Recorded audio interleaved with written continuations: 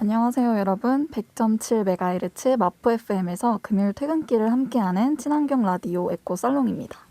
마포 FM 어플리케이션 CR을 검색해서 다운로드하시면 앱에서도 들으실 수 있고요. 지난 내용이 궁금하시면 팟빵이나 오디오 클립에서 에코살롱 검색하시면 다시 들을 수 있습니다. 네, 저는 최근 백수를 이제 백수잖아요, 제가. 끊임없는 성취감이 중요하다는 조언을 듣고 중국어 공부를 시작한 올리브입니다. 와, 어때요? 니하오. 니하오.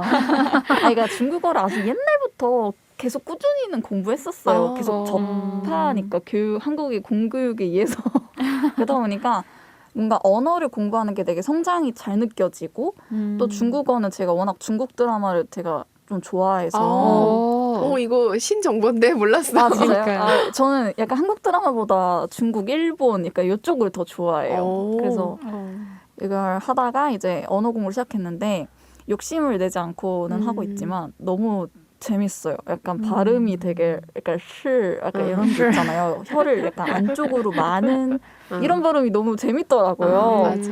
그래서 요새 중국 공부에 푹 빠져 있습니다. 중국어도 잘 들어보면 되게 노래하는 것 같은 언어잖아요. 맞아요. 성조가 예쁘더라고요. 있으니까. 맞아. 다른 분들은 어떻게 지내셨습니까? 저는 최근에 저희가 되게 따뜻할 때 미세먼지가 엄청 심했잖아요. 맞아요. 그래서 잠깐 산책하러 나갔다가 다음날 바로 아침에 편도선이 붓더라고요. 맞아. 저도 진짜 심해요. 예민해가지고 목이. 그러니까. 전 심지어 머리도 아파요. 맞아. 뭐 두통 오는 것도 과학적인 이유가 있다고 하더라고요. 그래서 저는 미세먼지보다는 강추위가 훨씬 좋은 김라마입니다. 여기가 제가 오늘 가져온 에코슬로우 뉴스 강추위에 관한 이렇게 연결되나요? 드리쌤은 어떻게 지내셨어요? 저는 요새 김상욱 그분의 떨림과 울림을 읽고 있는 저번 주에 있었던 그 영화를 보고 읽기 시작한 건가요? 아니면? 아니요. 그거랑 별개로 읽기 시작했는데 되게 재밌어요. 약간 여기서는 이 세계 우주가 전부 이제 원자의 떨림으로 구성된다고 이야기를 하거든요. 그래서 지금 저희의 어떤 스튜디오에 있는 책상도 안 떨리는 것처럼 보이지만 떨리고 있는 거죠. 물리학이다. 물리학이다 이거. 그래서 인간은 그거에 대한 울림이래요. 그래가지고 되게 그렇게 생각하니까 되게 로맨틱하게 느껴지더라고요. 와, 물리학이 이렇게. 이 세상이 떨리고 울리고 있다니 약간 이런 생각이 들어가지고 약간 자꾸 이게 과학을 낭만적으로 읽는 경향이 있는데 좋은 것 같아요. 인간이 불안정감을 느낄 수밖에 없는 과학적인 이유가 있었구나. 그러니까 세상의 파동에 대한 어떤 저희의 울림일지도 몰라요. 과학적으로 보면. 과학적으로 증명됐다. 나의 불안정. 저는 좀 묶어서 해보자면 저도 미세먼지보다는 추운 게 낫고 추울 때 햇빛이 쨍하게 비치잖아요. 그때가 너무 맞아. 좋은 것 같아요. 오늘. 맞아요. 그래서 저희 고양이도 햇빛을 아주 즐기고 있더라고요. 그리고 저도 요즘에 물리학은 좀 어렵긴 한데 굉장히 관심이 많이 가고 저는 좀 유튜브에서 인류학을 공부하고 있어요. 너무 재밌다. 근데 어느 채널이에요? 검색을 하면 굉장히 그 강의도 재미있으면서 유익하게 하는 교수님들의 강의가 유튜브에 엄청 많이 있더라고요. 너무 재밌겠다. 네. 인류학이 무엇을 다루는 학문일까요? 인간에 대해서 다루는 거죠. 근데 뭐 그것도 되게 분야가 많더라고요. 그래서 그거를 이제 인류의 뭐 기원에 대해서 주로 나오는데 화석을 채취해서 하는 것도 있고 생물학을 통해서 하는 경우도 있고 내신경으로 하는 경우도 있고 뭐 유전자로 하는 경우도 있고 갈래가 되게 많더라고요. 몰랐어요. 그래서 그걸 바라보는 관점이 다 틀린 거예요. 화석 채취 같은 경우는 막 수만 년에 한 번씩 이렇게 하니까 뜨문뜨문 되는 거고 유전자에서 하는 것도 다르고 그래서 그 시각이 되게 다른 거예요. 그리고 저는 그거를 확정적으로 이제 네안데르탈인이 있고 호모사피엔스가 이제 이겨가지고 살아남은 종족이다라고 들었는데 그것도 아직 학계에서 완전한 정설은 아니라고 하더라고요. 그러니까 그분들이 막 이렇게 토론하는 거 들으니까 결국 이제 거칠게 이야기하자면은 확실하게 100% 확실한 건 없어요. 밝혀진 게. 그러니까 이럴 가능성이 높단 거예요. 모든 케이스가. 와, 그래서 그래서 우리는 마치 진짜라고 배운 거 아니에요? 교과서에서 그쵸? 배운 이후로 그래서 다 그렇게 얘기를 하더라고. 그래서 되게 그런 지점이 되게 신기하면서 좀 새로우면서 흥미도 있고 좀 재미도 있고 그랬었어요. 역시 모든 것은 가설일 뿐이라는 거네요.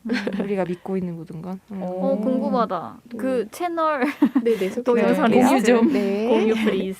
한 주 동안 되게 공부도 하시고 저랑 같이 이렇게 공부도 하고 추위에 대해서 좀 좋아하게 된 제가요. 보냈는데요. 맞습니다. 네. 올리브 특징에 긍정적으로 마무리하려고 했습니다.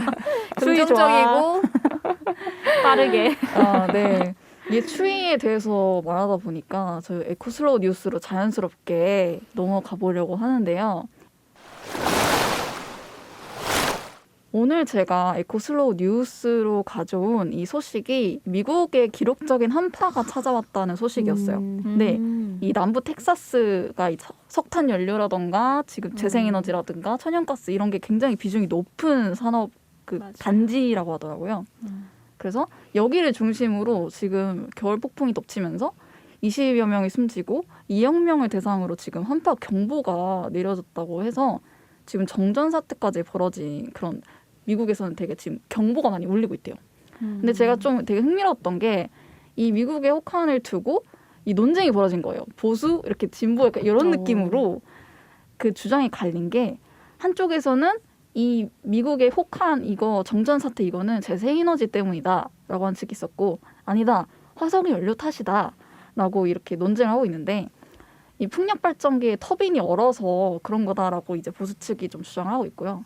반대 측은 천연가스와 석탄 원자력 발전소 때문이다라고 주장하고 있는데 이 결론은 그 텍사스 주의 그 전력망 운영하는 측에서 아니다 종결짓자 이 석탄 원자력 발전소에 고장이 있다고 밝혀지면서 논란이 좀 종료가 됐는데 근데 텍사스 주에서 이제 최근에 재생에너지 비중이 높아지고는 있지만 재생에너지 발전의 주축인 풍력 발전이 그런 전체 전력 생산에서 차지하는 비중은 아직 25%에 불과하다라는 그런 팩트를 말해주더라고요. 근데 제가 이거를 조땡 일보에서 봤거든요. 이거를 봤는데 여기서는 이런 사실을 보도하지 않고 아까 제가 위에서 말했던 그런 보수 측의 입장만 좀 보도했더라고요.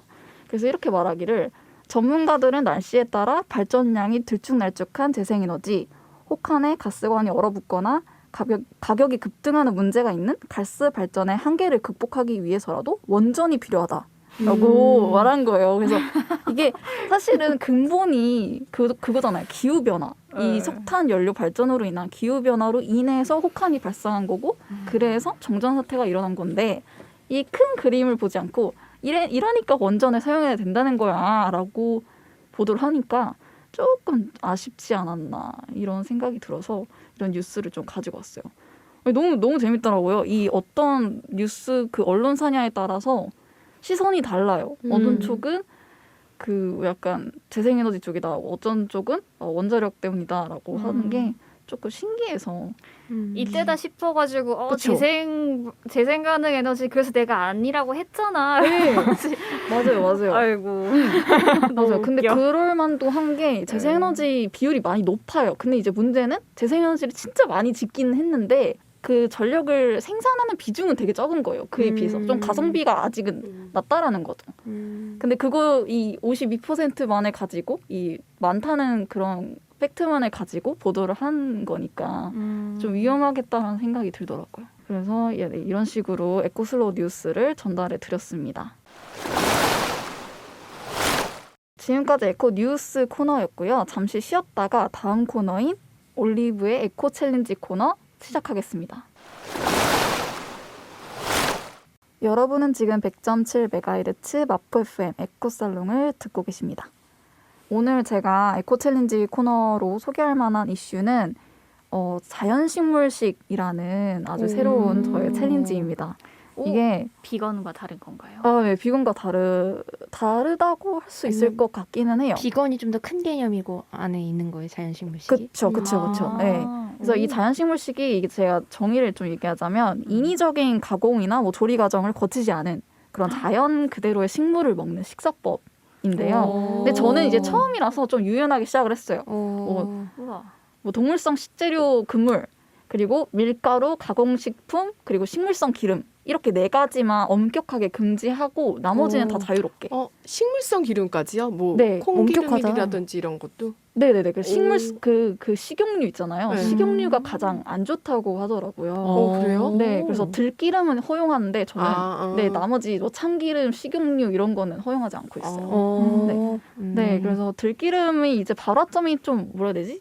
낮다고 해야 되나? 그래서 들기름은 살짝 뿌려도 괜찮은데 다른 것들은 발화점이 높아서 인간의 그 발화점을 넘어갔을 때 인간에게 유해한 그런 것들을 줄 수 있다라고 정도만 알고 있어요. 그 조리는 어느 선까지 안 되는 거예요?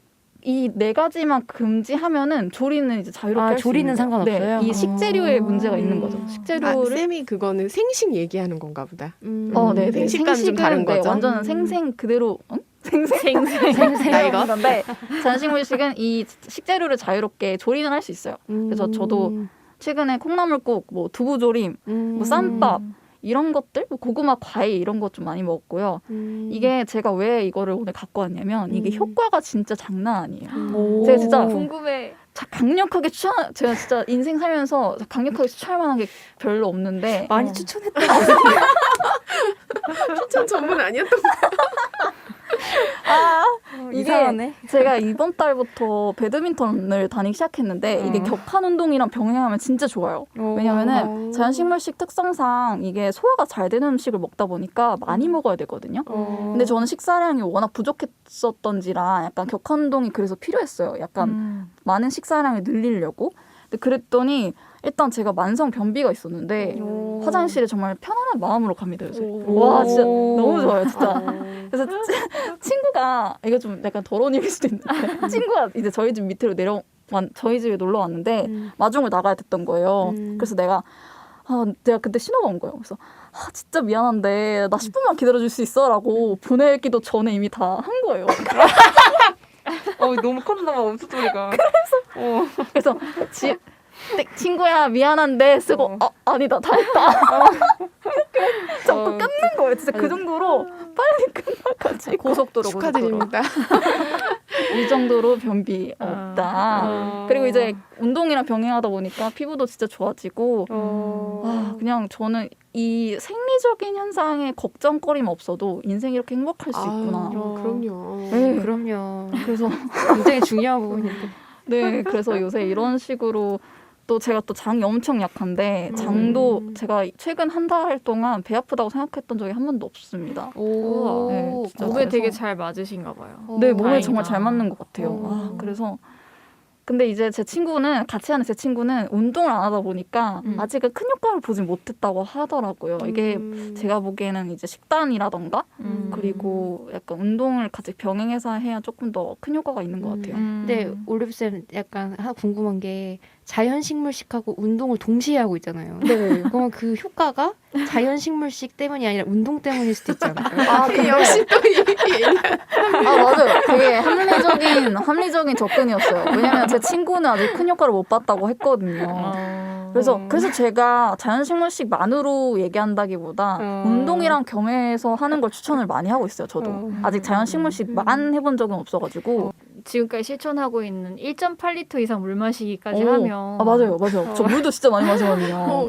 고속도로 50살까지 사시는 거 아니에요? 아니 근데 이거는 제가 진짜 왜 말하고 다니냐면 인간의 대부분의 질병이 그 생활 습관 때문에 발생한다고 하더라고요. 그래서 생활 습관만 진짜 개선을 해도 정말 건강해질 수 있고 요즘만큼 제가 행복한 적이 없었던 것 같아요. 정말 기분이 너무 좋고 에너지 넘치고 강력 추천합니다, 청취자 여러분.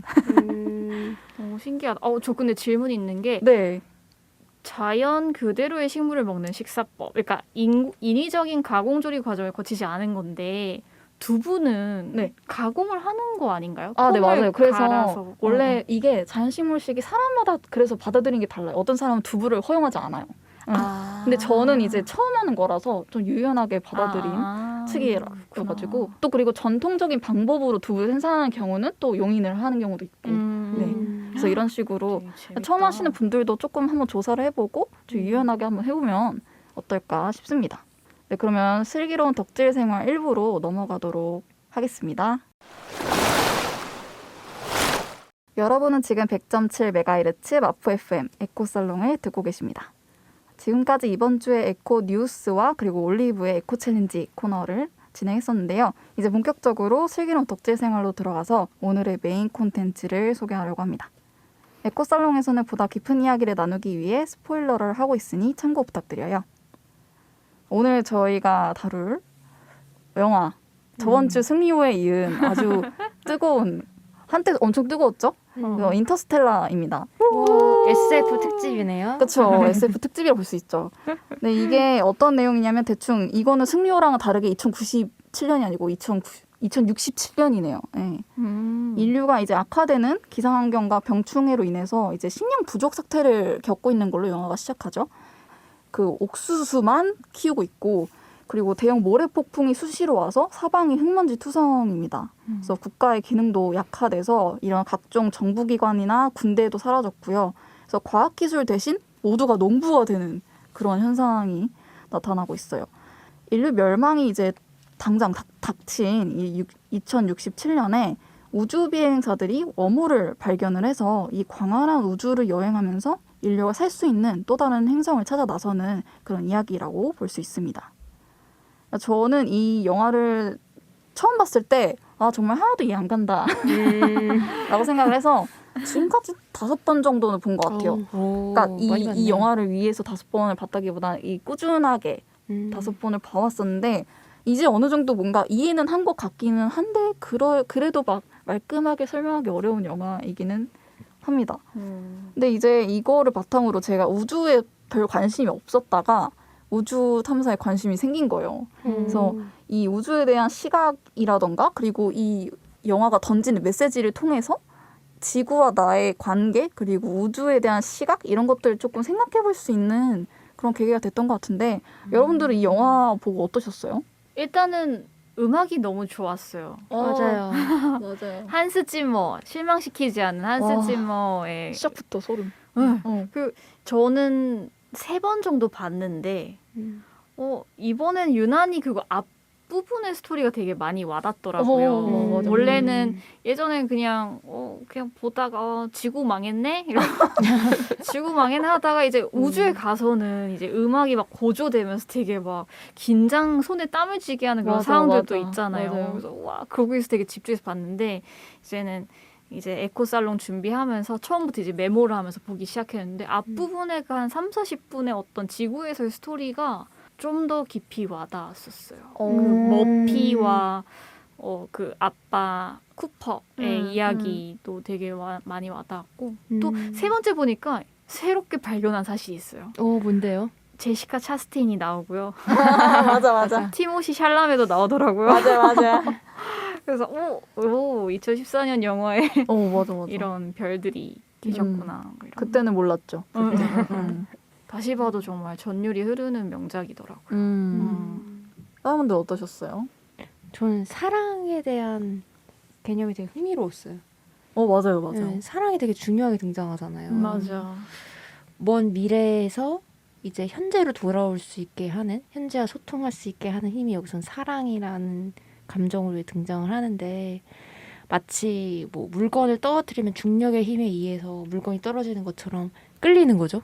약간 사랑이라는 감정에 의해서 누군가에게 강하게 그 감정이라는 게 대체 뭘까에 대한 생각을 하게 됐던 것 같아요. 이걸 다 보고 나서 내가 누군가에게 끌리는 마음을 들 때 그 힘, 나를 그 사람에게로 끌어당기는 그 힘은 뭘까 그런 생각을 들게 만드네요. 이 영화가.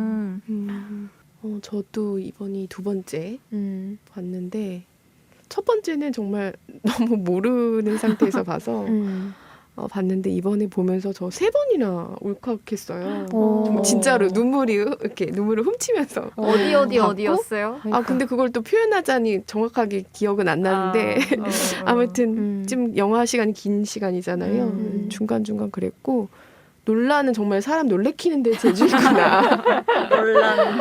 그리고 저번 주에 그 SF 영화도 마찬가지고 특히 이 인터스텔라는 이제 명작이니까 보면서 여태까지 살아오면서 내가 생각했던 것들을 완전 뒤집어서 한번 지금 질문해보자라는 그런 좀 마음이 생겼어요. 그러니까 예를 들어 내가 생각했던 시간, 뭐 내가 생각했던 사랑 뭐 이런 것들 있잖아요. 그런 걸 다시 원점으로 한번 질문해보고 싶다 이런 좀 마음이 생겼습니다. 네. 사랑이라는 게 저는 약간 영화를 처음 봤을 때는 약간 문과적 성향으로 아 사랑 역시 멋있다라고 생각했지만 지금 영화를 봤을 때는 드레스님 말씀하신 것처럼 사랑이 끌림이라고 가정했을 때 곧 사랑이 중력과 같은 신호를 가지고 있다라고 생각을 했거든요. 그래서 사랑도 어떻게 보면 물리학적 입장에서도 합당한 말이 아닌가 이런 생각이 들어서 문과 이과 모두를 감동시키는 영화였다 이런 생각이 들었어요. 네. 저는 드릴쌤 얘기 들으면서 그러니까 이 영화를 보고 또 드릴쌤의 어떤 사랑에 대한 이야기를 듣다 보니까 부끄러워지는 지점이 저는 여러분들이 저를 비난할 수 있겠지만 저는 사랑이라는 게 정말 단순하게 인간의 호르몬에 작용해서 나오는 그리고 어떤 인간이건 동물이건 식물이건 DNA를 널리 오랫동안 퍼뜨리기 위한 어떤 그런 기제 작용? 게 하나라고 생각하고 정말 너무 100% 이과적인 마인드로 이제 사랑을 좀 대해왔었거든요. 근데 진짜 이 영화 보고 쌤들의 감상평을 듣다 보면 다친 생각이 아니었을까? 이게 꽉 막힌 생각이 아니었을까? 3차원에 사는 내가 그냥 3차원적으로만 판단 내린 정의가 아니었을까라는 그런 생각이 좀 들기 시작하네요. 다시 진짜 재정의가 필요할 것 같아요. 맞아요. 나 스스로도. 그리고 이게 SF 영화의 힘인지 모르겠는데 이제 우주를 바라보다 보면 내가 갖고 있는 모든 어떤 편견 어린 생각들에 맞아. 대해서 한 번씩 다 재고해보게 되는 것 같아요. 부질없다. 그러니까 점 같은 존재인데. 그쵸, 맞아요. 그런. 특히 맞아. 시간. 음. 시간이 너무 뭐라 해야 되지? 그 밀러 행성이었나요? 이렇게 내려가면 1시간이 지구에서는 7년이라고 하잖아요. 맞아. 그리고 브랜드가 이제 목숨이 위험해지면서 그 구하려다가 3시간을 이제 까먹게 된 그런 상황에서 너무나도 이제 절규하고 절망하는데 이게 영화로 보니까 그나마 체감이 됐지만 어떻게 이게 여기서 1시간이 저기서 7년이지? 그리고 그거를 약간 저 자신이 받아들이기 되게 어려웠던 것 같아요. 상대성 이론이라고는 하지만 이게 내가 겪어본 적 없는 이론이잖아요. 그러다 보니까 이 SF 영화를 이 인터스텔라를 보면서 아 저런 게 진짜 일어나면 어떻게 될까. 그리고 실제로도 그렇게 쿠퍼와 거의 죽어가는 그 버피와 만나는 게 저한테 되게 신기했어요. 내가 저런 상황이었으면 어땠을까라는 생각이 들더라고요. 근데 제 생각에 올리브 쌤은 이미 시간의 상대성 이론을 경험하셨을 거예요. 어머. 아 근데 무슨 말인지 알 것 같기도 하고. 그쵸. 내가 좋아하는 사람이랑 있을 때 가는 그쵸. 시간의 속도와 싫어하는 사람과 있을 때 똑같은 1분 혹은 1시간이 가도 맞아. 체감은 다르잖아요. 맞아. 그런 거 아니야? 놀 때 너무 빨리 가요. 그러면 그것도 어떻게 보면 사랑이네요. 어머. 사랑하는 세상에. 사람과 있을 때는 시간이 빨리 가는 것 같다라고 그쵸. 한다면 사랑은 정말 시공간을 초월할 수 있는 거 아닙니까? 우리 되게 대단한 발견한 것 같아. 이거 논문 써야 되는 거 아니야? 사이언스 듣고 계십니까? 네. 사랑, 네, 맞아요. 역시 답은 사랑이었어. 세상에. 그걸 말하고 싶었던 것일까? 감독은? 저는 그 영화 보면서 약간 궁금했었던 게 그들이라는 미지의 존재가 나오잖아요. 5차원의 사람이다라고 했었고 근데 이제 쿠퍼가 자신이 그들이었다. 내가 그 미지의 존재였다라고는 하는데 이게 여러분들 이해가 가셨나요? 저는 뭐 어쩌라는 거지? 약간 이런 생각이 들긴 하더라고요. 이게 그 어려워. 사랑이라는 영화의 주제가 일맥상통하긴 하지만 한 번으로 봤을 땐 이해가 되지는 않는 것 같더라고요. 그래서 쿠퍼의 그 도서관이 아니라 책장 씨는 무엇을 의미하는 거였을까요? 진짜 너무 어려워. 네네. 여러분 부담 갖지는 마시고. 근데 이게 대충 이해가 안 되는 분들이 있을 수 있어요. 그래서 제가 생각했던 이 지식을 약간 해석을 말씀드리자면 일단은 그 책장씬의 네. 스토리를 조금 이야기해 주면 맞아요, 어떨까요? 맞아요. 네. 이 책장씬이 이제 그 쿠퍼가 브랜드를 에드먼드 행성으로 보내고 자신은 블랙홀로 이제 빨려 들어가게 되잖아요. 그 블랙홀 안에 들어갔더니 계속 이리저리 맞다가 어떤 초월적인 공간에 들어서게 돼요. 그거는 점과 선이 일정하게 다 나열된 마치 시간이 물리적으로 보이게 되는 5차원의 공간이었는데요. 이 들으시면 이해하실지 모르겠지만 저도 지금 말하면서 맞게 얘기하고 있는지 모르겠거든요. 근데 이제 이 미래의 오차원과 소통이 가능할 수 있게 된 공간에 이제 쿠퍼가 들어선 거예요. 그래서 저 책장 사이를 봤더니 우리 딸 머피가 보였던 거고 그 머피랑 대화를 하기 위해서 나름의 신호를 보낸 거죠. 모스보랑 그리고 이렇게 책장을 치여가지고 그 머피가 어렸을 때 겪었던 유령의 짓이라는 걸 알 수 있도록 이렇게 했었는데 이 장면의 의미는 제가 봤었을 때 이것도 약간 사랑이었던 것 같고 이 사랑이 실제 중력이라는 신호를 바탕으로 전해진 게 아닌가 머피한테 그게 50년이 걸린 거고요. 이런 생각이 들었는데 이게 이제 플랜 A로 연결되는 지점이 있어요, 여러분. 플랜 A가 어떻게 성공했는지 아셨나요? 영화를 다 보고 나서? 플랜 A가 뭐였죠? 그거요. 그 나사가 지은 그 건물 있죠. 네. 그거 전부를 올리는 거예요, 우주로. 그 플랜 B는 이게 올리는 게 지금 불가능했던 거예요. 왜냐면 중력 방정식을 풀어야 되는데 인간이 중력을 자유롭게 이용을 가능해야 이 우주 정거장을 위로 올릴 수가 있잖아요. 그래서 그게 실패를 하면은 그렇죠. 대리모와 그렇죠. 수정란을 대량으로 네. 보내서 그게 플랜 B인 거네요. 근데 이게 이제 브랜드의 박사님. 아버지 그 사람은 중력 방정식 애초에 실패했다고 생각을 한 거예요. 그래서 플랜 B를 이제 쿠퍼랑 브랜드를 속이고 플랜 B를 이제 플랜 A가 마치 성공할 수 있도록 이제 보낸 거죠. 플랜 그 A를 성공시킨 거예요. 쿠퍼와 머피가. 왜냐면 쿠퍼가 머피한테 이 중력 방정식 풀 수 있는 양자 데이터를 블랙홀 안에서만 볼 수 있거든요. 근데 그거를 얘네들이 쿠퍼랑 타스가 블랙홀 안으로 들어갔잖아요. 그래서 타스랑 그 쿠퍼가 양자 데이터를 얘네들이 모스보로 돌린 거예요. 그래서 그거를 저기 50년 전에 있는 머피한테 그 시계를 통한 모스보로 전달해 준 거예요. 그래서 미래의 머피가 그걸 받고 이걸 해석을 하면서 중력 방정식을 푼 거죠. 그래서 플랜 A가 성공을 하게 돼서 그 블랙홀 안에서 빠져나온 쿠퍼를 구할 수 있게 된 거예요. 그렇죠. 이게 너무 소름 끼치더라고요. 이걸 해석하니까. 맞아. 그래서 도서관 씬이 이런 씬이 아니었을까. 그래서 그 핵심이 사랑이 곧 중력이다라고 제가 생각하는 이유가 그거였어요. 근데 그 차원을 열어준 그게 그들. 누굴까요? 그게 결국 그들이 열어준 건데. 그렇죠. 그래서 그 차원을 열고 퍼와 타스가 그 모스 부호를 통해서 이 메시지를 전달할 수 있도록 그 상황을 만들어준 것. 네. 그게 누구냐는 거죠. 저도 그 영화 그 상으로는 그렇게 말하더라고요. 고차원, 5차원을 이동할 수 있는 가능한 그런 존재들일 것이다. 예를 들면 지금 머피가 중력 방정식을 풀었잖아요. 그래서 중력을 자유롭게 이용할 수 있는 그런 경지가 된 건데 어쩌면 그런 사람들이 이 공간을 만들지 않았을까 하는 게 제 생각이긴 하지만 역시 어려운 것 같습니다. 뭔가 정답이 없는 그런 영화라서 이렇게 해석하는 재미가 있었던 것 같아요. 아니면 그 중력 방정식을 이제 풀게 된 인간이 사실 그 다음이나 다다음에 훨씬 더 많은 것들을 도전하고 깨닫게 될 텐데 그렇죠.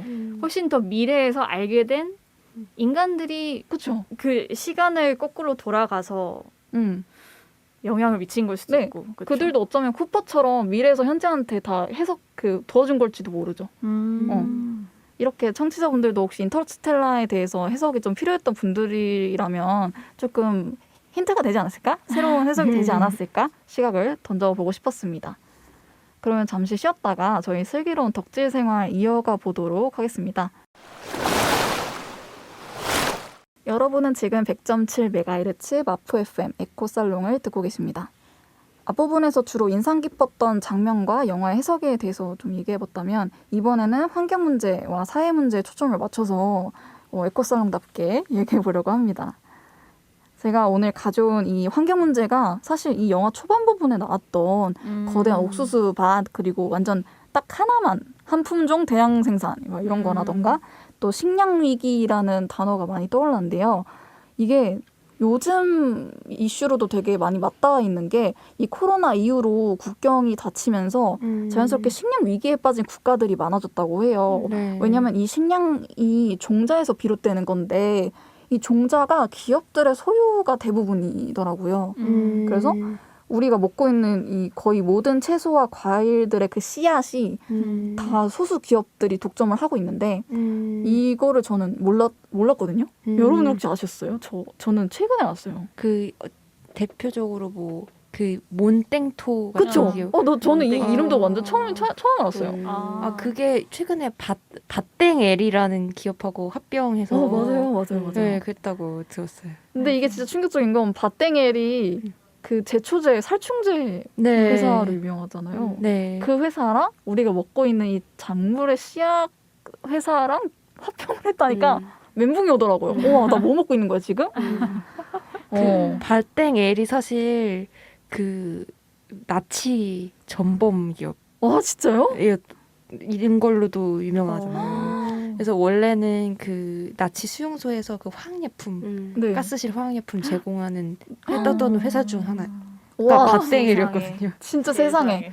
진짜 세상이다. 근데 이제 2차 세계대전 종전 이후에 기업 같은 경우는 너무 이런 나치 범죄에 협력한 사람들이 너무 많아서 사실 되게 주요 책임자들 외에 조금 헐겁게 처벌된 그런 곳들이 좀 있었는데 그 중에 하나가 이 대표적인 이런 기업들 그리고 특히 이제 밭땡엘 같은 경우는 거의 무죄로 풀려나서 지금 굉장히 많은 부를 획득하면서 그렇죠. 세계 굴지의 기업으로 지금 아직까지 맞아요. 살아가고 있죠. 몬산땡 같은 기업 경우에는 예전에 누구였죠? 벌똥쌤이 또 종자 관련 뉴스 공유해 주실 때 바나나? 그 단다나 시바 여사님이라고 네. 예전에 한번 소개했나? 네, 저희가? 네. 그분이 그 기업을 대상으로 이제 되게 많이 운동을 했죠. 왜냐면은 그 종자 독점을 하는 것 때문에 인도에서 그 농민들이 이제 조금 잘 모르니까 굉장히 처음엔 싸게 준 거예요. 그렇게 해가지고 그걸 이제 계속 빚더미에 올라가갖고 굉장히 많은 사람들이 농민들이 다 자살을 했어요. 빚더미에 올라가지고. 네. 그 나중에 이제 그 종자는 다시 씨앗을 맺을 수가 없잖아요. 그쵸, 계속 그쵸. 사야 그쵸, 되고 그쵸. 나중에 가격을 올리는 그런 구조로 해가지고 그걸 비롯해서 여러 가지 문제를 일으켜가지고 그 반다나 여사님이 물리학자의 길을 포기하고 네, 해외에서 공부를 하다가 이제 농업 운동으로 인도에서 지금 계속 하시고 지금도 굉장히 활발하게 활동하시고 계시죠. 이 문제 정말 심각한 것 같아요. 맞아요. 네. 그 몬텐토의 경우는 그 레이첼 카슨의 침묵의 봄? 그 맞아요. 기업이 DDT 기업. 일본 기업이 그 몬텐토라고 하더라고요. 이런. 오 마이 갓. 맞네. DDT 살충제잖아요. 근데 이게 정말 악랄한 게 종자만 독점해서 씨앗을 불임시키는 거잖아요. 네. 그것만 그러는 게 아니라 그 제초제라든지 아니면 그 약물을 농약을 치는 것도 이 종자에만 적응할 수 있게 하는. 그러니까 씨앗도 약도 모든 거를 다 통제를 해서 손을 이제 농업 독립을 못하게 만드는 구조잖아요. 맞아요. 그게 너무 악랄한 것 같아요. 심지어 토종 종자를 사용한 농부들 고소하고 맞아. 이런 경우도 있다고 하더라고요. 맞아요. 올리브 쌤 더 충격적인 사실에 약간 말을 잃었어. 지금 너무 기분이 와 진짜 완전 운동이라도 해야 되나 어디 시위라도 나가야 되나 이게 GMO라고 하잖아요 흔히들 이제 거기 몬땡토에서 GMO 작물을 주면은 오직 그 불똥쌤 말처럼 작물들이 적응할 수 있는 제초제 살충제만 사용할 수 있게 하고 그리고 이제 지금 뭐 우리가 먹는 무, 배추, 당근, 고구마 이런 것들의 90% 저희 우리나라에서 그 먹을 수 있는 80% 이상의 채소들과 과일들이 이 몬땡토의 그 종자 그리고 GMO라고 하더라고요. 근데 이 GMO가 아직 의학적으로 입증되진 않았지만 불투명성이 너무 높잖아요. 불확실성도 너무 높고. 근데 우리나라 법이 조금 특이했던 게 그 GMO 그 인증 마크 있잖아요. 그게 유럽에서는 0.9% 정도만 허용을 하는데 근데 우리나라는 3%까지 늘렸더라고요. 그래서 약간 좀 애매하다 싶으면 인증 마크를 안 달아도 되는 거예요. 그래서 인증 마크를 달아야 사람들이 이거 GMO는 좀 피할 수 있는데 이 GMO 마크를 달 수 있는 그 자격조차도 기업 친화적인 그런 입장이다 보니까 우리나라 법에 대해서도 자연스럽게 좀 공부를 할 수 있었던 이 뭐라 해야 되죠? 이 GMO 사건이라던가 몬땡토의 종자 독점 이런 거에 대해서 좀 생각을 했던 것 같아요. 영화에서도 결국은 기후 위기에 대응하지 못하고 살아남은 공유가 옥수수밖에 없었던 것도 몬땡토와 같은 그런 기업들이 결국은 종의 다양성을 다 짓밟아 버리고 맞아요. 사실 물론 이제 기후 변화로 인해서 그 모든 게 급격하게 변화하고 자연이 스스로 진화하기에는 시간이 매우 부족하기는 하지만 어쨌거나 그 주어진 기후에 맞춰서 변화하고 스스로 성장할 텐데 그런 가능성을 그냥 다 맞아요. 없애버리는 거죠. 맞아요. 그런 대기업들이, 네, 다국적 종자 기업들이. 그래서 결국은 뭐 아코르, 밀 뭐 다 죽고 옥수수밖에 남지 않았나. 맞아. 아, 인류의 어떤 장기적인 미래보다는 이런 단기적인 어떤 돈벌이로 약간 이런 어떤 종자라던가 이런 거를 자꾸 이렇게 이용하려는 사람들 때문에 인류의 어떤 식량 문제가 위협받고 있다는 게 참 안타깝네요. 네, 맞아요. 그리고 이제 제가 또 느꼈던 또 다른 문제가 이 교육 문제였어요. 교육? 네, 식량 위기와 자연스럽게 연결되는 지점인데 이게 식량이 부족하니까 모든 아이들을 농부로 키우는 그런 교육 방식이 되더라고요. 그래서 여기 영화 보시면 알겠지만 토미 쿠퍼의 그 아들 톰이 학업 성적이 되게 우수한데도 학교에서는 아, 농부를 가시면 좋겠네요 라고 말하잖아요. 농부를 추천하고 그래서 쿠퍼가 아니요 저희 아들은 대학에서 교육을 받고 싶은데요 이렇게 말을 하지만 대학도 추천서를 써야지만 갈 수 있더라고요. 이제 여기 시대에서는. 그래서 저희는 이제 식량과 생존을 더 우선시하지 교육은 이제 중요하지 않습니다 라고 말을 하잖아요. 이런 거 보면서 정말 초초초 엘리트 정말 천재가 아닌 이상 이 대학을 가지 않게 하는 것, 못하게 하는 것 그리고 나머지 전부 95% 정도는 농부가 되게 하려는 그런 생각이 좀 들더라고요. 이 영화를 보면서. 그래서 이런 문제에 대해서 어떤 생각이 드셨나요? 제가 더 충격적인 얘기 해드릴까요? 제가 얼마 전에 그 뉴스 보고 또 요즘 뉴스 보면 너무 충격을 받아가지고 그러니까 아까 여기서는 영화에서는 95% 이제 농부를 식량 작업을 위해서 만들려고 하잖아요. 네. 근데 최근에 본 뉴스는 이제 몇 차, 5차, 6차 혁명이라고 하더라고요. 뭐 산업이라고 하면서 농업을 이제 사람을 쓰지 않고 하는 거예요. 그래서 한 뉴스에 사진이 나왔는데 로봇같이 비슷하게 생긴 어떤 기계가 토마토를 이렇게 수확하고 있는 그걸 보고 제가 너무 너무 충격을 먹은 거예요. 그래서 이제 거기서 그 사람은 이제 엘리트였어요. 그랬는데 자기는 이 기술을 활용해서 아주 고효율을 하는 거죠. 인건비 사람을 쓰지 않으니까 인건비 들지 않고 완전 통제된 그 비닐하우스인데 아주 고급화된 통제된 것에서 스마트폰으로 탁탁탁탁 하면은 습도, 온도 모든 거를 다 통제하고 그 수확도 그 기계가 똑똑똑 따는 거예요. 그 사람은 그러니까 농부가 아닌 거예요. 농부가 아니라 혼자서 그냥 이렇게 스마트폰만 하면은 모든 게 다 자동화가 되는 거. 지금 농부가 95%가 되면 오히려 다행일지도 모른다. 그런 생각이 들면서 되게 그 며칠 전에 본 뉴스였는데 하여튼 되게 충격이었어요, 저한테는. 아니 그러면 도대체 사람은 뭘 해야 되는지 정말 모르겠어요. 뭘 해야 될까요, 저희는? 이제? 소설, 인문학. 근데 이제는 요즘 아시죠? 인공지능이 소설도 다 쓰고 있는 거, 창작도. 기사도 쓰고. 참네. 뭘 해야 될까요, 저희가? 근데 저는 그 농부 그 부분은 그렇게도 해석할 수 있지만 한편으로는 좋은 걸로 약간 뭐라 해야 되나? 처음에 주인공이 되게 우주로 나가고 싶어 하잖아요. 네. 그러다 마지막에는 이 지구의 이런 풍경들, 가족들을 조금 그리워하게 되는 그런 장면이 뒤에 나와서 한편으로 이 농부라는 직업이 여기서 좀 그렇게 등장한 것 같기도 해요.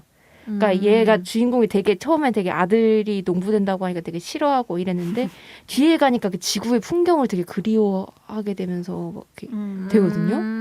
그래서 어떻게 보면은 약간 좀 아까 말했던 것처럼 좀 오히려 농부라는 직업에 대해서 좀 좋게 긍정적으로 좀 그린 것이 있었나? 아예 모르겠다. 맞아. 저도 좀 비슷하게 느꼈던 게 농부라는 게 어떤 그냥 단순한 어떤 노동을 하는 대상이라기보다는 우주도 나갔고, 그러니까 그 상황에서는 우주도 나갔고 태양광으로 인해서 끊임없이 십몇 년 넘게 혼자 날 수 있는 비행기도 개발이 된 상황이었고 더 이상 우리는 기술이나 새로운 개발이 필요 없는 상황인 거예요. 우리 지금 당장 먹을 게 없어. 기술을 개발하면 뭐해? 우리가 지금 살아갈 수 있는 식량이 없는 상황인데.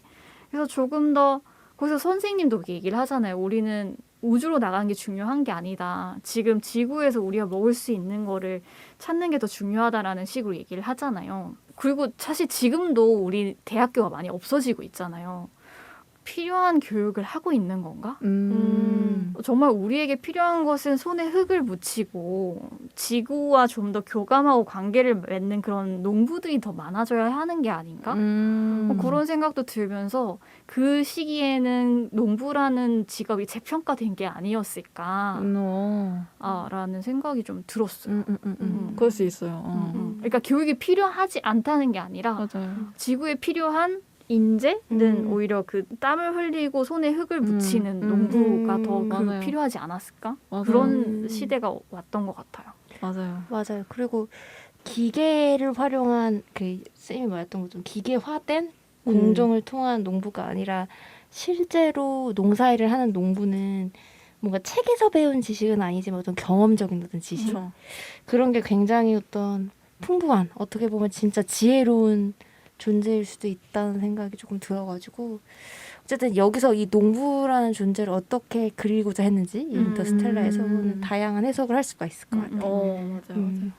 이 영화에서는 사실 그러니까 우리 현대 사회에서는 농부를 그렇게 고평가하진 않잖아요. 농부라는 게 어떻게 보면 진짜 필수적인 노동이고 없어서는 안 될 중요한 위치인데도 계속 사람들이 이제 도시 쪽으로 올라가고 이렇게 하다 보니까 어쩌면 영화 속에 있는 농부들은 자연스러운 현상이었을지도 모르겠어요. 사람들이 점점 농부를 고평가하지 않고 중요한 일이라 생각하지 않으면 당연히 식량 위기가 발생하는 거고 그럼으로 인해서 또다시 사람들이 농부로 이제 가게 되는 그런 순환이라 해야 되나? 인간의 어떤 인간의 어떤 욕망으로 인해 다시 회귀한 경작이 처음 시작된 그 원시 시대로 돌아가는 그렇죠. 약간 그런 느낌이네요. 그런 게 가장 중요했던 거죠. 농업혁명. 그치. 그 다음에 농업혁명인가? 그렇죠. 아 미래 조금 더 미래에 태어났으면 더 볼 수 있었을 텐데. 아 그런가요? 트랜스 휴먼이 되어서 나의 뇌를 남겨서 보면 어떨까요? 아니 근데 이게 약간 그 우리가 이 우주를 간 것도 결국 지구가 황폐해져서 가게 된 거고 결국 지구가 황폐해졌기 때문에 농부가 다시 재평가된 건데 아 저는 오히려 지금 미래에 태어나는 게 너무 좀 무서울 것 같아요. 아 그럴 수도 있겠다. 지금 청소년들 지금 시위로 약간 빠져드는 판에 너무 좀 미안하고 그러더라고요. 약간 맞아요. 보면 좀 마음 더 아프더라고요. 열심히 해야 될 것 같다는 생각도 들고. 저는 좀 씁쓸했던 게 다시 돌아온 쿠퍼가 오랜 동료 타스랑 맥주 한잔 하면서 보니까 좋으세요 하니까 이거 다 뭐 가짠데 이러잖아요. 맞다. 진짜 지구는 이러지 않았어라고. 그쵸. 그 되게 씁쓸했어요. 결국은 다 풍족하게 살 수 있는 해피 엔딩은 됐지만 원래 지구의 모습으로 완전히 돌아가지는 결국 못한 거잖아요. 맞아. 맞아요. 그래서 이미 잃어버린 진짜 것들은 다시 돌아오지 않죠. 중요한 메시지를 던졌네요. 논란이 그쵸. 마지막에. 지난주에 벌똥쌤이 마무리하면서 말씀해 주셨던 것처럼 우리 초록별 지구는 하나밖에 없다는 게 또 이렇게 느껴지네요. 근데 그게 전반적으로 여기서는 미래와 과거, 현재가 서로 영향을 미치긴 하지만 그건 어떻게 보면 타임 패러독스를 깨지 못하잖아요. 결국 잃어버린 과거를 바꿀 수는 없는 거죠. 그렇죠. 그냥 서로 연결돼 있을 뿐. 그래서 여기 보면 자기 딸한테 아빠가 스테이 머물라고 딸을 떠나는 과거의 자신을 보면서 주인공이 계속 머물러라 하지만 결국 타임 패러독스를 깨지는 못하고 그렇죠. 마찬가지로 이제 잃어버린 우리의 별 지구도 구하지 못하잖아요. 약간 거기서 오는 좀 슬픔도 조금 있었던 것 같아요. 잃어버린 것들에 대한 향수라고나 할까? 약간 좀 그런 느낌. 되게 다양한 요소를 생각할 수 있게 해줬던 영화인 것 같습니다. 네. 지금까지 저희 이제 영화에 있었던 사회 문제, 환경 문제, 그리고 종자의 독점 이런 이슈에 대해서 좀 이야기 나눠봤는데요. 그러면 슬기로운 덕질 생활은 여기서 마무리하고 에코 서머리로 돌아오겠습니다. 여러분은 지금 100.7MHz 마프 FM 에코 살롱을 듣고 계십니다. 이제 오늘의 마지막 코너 에코 서머리만을 남겨두고 있는데요. 다들 어떻게 보셨나요? 네, 김라마의 한 줄 평은 사실 이 명작 인터스텔라가 그동안의 어떤 완성도나 과학적인 측면에서의 분석 같은 것들 많이 다뤄져 왔었고 많이 읽었는데 오늘 에코살롱에서 환경적인 측면이나 어떤 사랑에 대한 관점 그리고 뭐 어떤 계급이나 이런 사회 구조적인 문제에 대해서 좀 얘기해 볼 수 있어서 되게 좋았어요. 그리고 제가 마지막으로 느꼈던 거는 만약 내가 머피의 책방에서 메시지를 보낼 수 있는 그 5차원의 문을 열 수 있는 내가 그들이다 좋다. 라면 와. 저는 그 흑사. 머피의 방으로 가지 않았을 것 같아요. 저는 2000년이나까지 돌아가서 더 황폐화되기 전에 지구를 지켜달라고 더 많은 사람들한테 강력하게 요구를 하지 않을까라는 좀 아쉬운 상상을 하면서 마무리하도록 하겠습니다. 그 신호를 받아들여줄 사람이 있어야 되는데. 아, 그러니까 누구한테 하지? 그게 고민이네. 네, 그렇죠. 넘기겠습니다. 그 메시지를 받을 수 있었던 이유가 이제 사랑이 아니었을까. 저는 이 주인공이 내내 우주를 그리워했잖아요. 하지만 맞아, 결국 맞아. 가장 가까운 우주는 자기의 딸, 자기의 가장 사랑한 존재였다는 거를 좀 늦게 깨달았다는 거. 그게 주인공의 어떤 슬픔이었던 것 같아요. 이 영화를 내내 관통하는. 그래서 어떻게 보면은 하늘을 이렇게 계속 바라보다 보면 우주를 바라보다 보면 결국 내 옆에 있는 사람에 대해서 생각을 하게 되는 게 결국 이 우주라는 존재가 어떤 사랑이란 감정에 의해서 작동하는 것이 아닐까라는 생각이 이 영화를 보면서 들더라고요. 어쨌든 그랬다고 합니다. 또 딱히 결론은 없고요. 네, 저도 결론을 낼 수가 없는 너무 명작이어가지고 다 이해를 아직 못했기 때문에 좀 두고두고 앞으로도 몇 번 더 보고 싶고 좀 인생 영화로 킵을 해두면서 계속 저한테 질문을 해주는 영화일 것 같아요. 그래서 좀 더 보고 더 질문해보도록 하겠습니다. 네. 저 올리브의 한 줄 평은 이 여태까지 얘기했던 거랑 완전 생뚱맞게 머피 법칙이라는 한 그 단어를 던지고 싶은데요. 이 머피 법칙이 그 안 좋은 일이 닥쳤을 때 머피 법칙이네라고 말하는 게 아니라 이 영화에서는 일어날 일은 어차피 일어나게 되어 있다라는 그런 어떤 다른 해석을 던져주잖아요.